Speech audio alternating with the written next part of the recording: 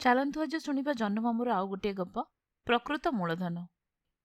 ଗୌରୀଶଙ୍କର ତା ସାଙ୍ଗମାନଙ୍କ ସହ ଗପସପ କରି ସମୟ କଟାଇ ଦିଏ। କିଛି କାମ କରେ ନାହିଁ। ତେବେ ସେପରି ଭାବରେ କାଳ କାଟିବାକୁ କେତେଦିନ ବା ଭଲ ଲାଗିବ? ଏଭଳି ଭାବରେ ସମୟ ବିତାଇବା କ'ଣ ଭଲ? କିଛି ଗୋଟେ କାମକୁ ହାତ ନିଅ। ଯିଏ ନିଷ୍କର୍ମା, ତା ମନରେ ଧୀରେ ଧୀରେ ନାନା ଦୁଷ୍ଟ ଶକ୍ତିମାନେ ବସା ବାନ୍ଧନ୍ତି।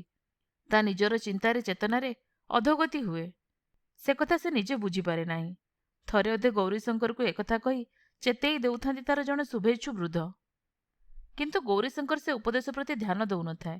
ସେ କହୁଥାଏ, ଆଜ୍ଞା, ଦୁନିଆରେ କାମଦାମ କରିବା ଲୋକଙ୍କର କ'ଣ ଅଭାବ ହୋଇଛି? ବୃଦ୍ଧ କହୁଥାନ୍ତି, ନା, ଦୁନିଆ ପାଇଁ ତତେ କାମ କରିବାକୁ କହୁନାହିଁ, ତୋ ନିଜ ଭଲ ପାଇଁ କହୁଛି। ଗୌରୀଶଙ୍କର ମୁଣ୍ଡ ହଲାଇ ଦିଏ। ଦିନେ ସେ ତା ସ୍ତ୍ରୀକୁ ଆସି କହିଲା, ଦେଖ, ମୁଁ ବେପାର କରିବି। ତମେ ତମ ବାପ ଘରକୁ ଯାଇ ତମ ମାଆଙ୍କୁ କହି 10,000 ଟଙ୍କା ନେଇ ଆସ। ତା ସ୍ତ୍ରୀ ବୁଝୁଥିଲା, ଗୌରୀଶଙ୍କର ଯେଉଁଭଳି ସାଙ୍ଗମାନଙ୍କ ପାଲରେ ପଡ଼ିଛି, ସେଥିରେ 10,000 କାହିଁକି, 1,00,000 ଟଙ୍କା ବି 10 ଦିନରେ ଉଡ଼ିଯିବ। ତେବେ ସେ ପ୍ରତିବାଦ କଲା ନାହିଁ। ପରଦିନ ନିଜ ବାପ ଘରକୁ ବାହାରିଗଲା। ସପ୍ତାହେ ଗଲା, 15 ଦିନ ଗଲା, ମାସେ ଗଲା।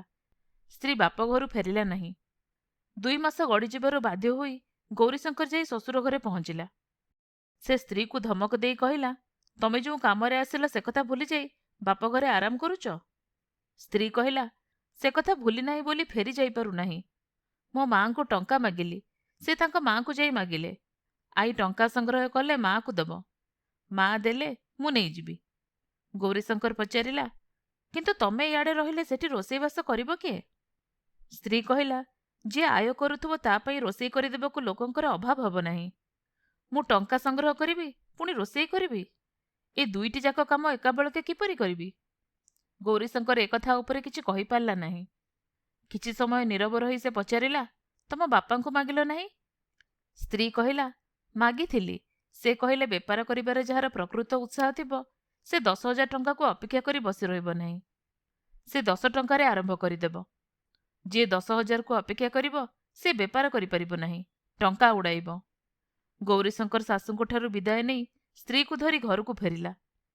ସାମାନ୍ୟ ମୂଳଧନ ସଂଗ୍ରହ କରି ସେ ବେପାର ଆରମ୍ଭ କଲା। ଯଥାଶୀଘ୍ର ସେ ସେଥିରେ ଉନ୍ନତି କଲା।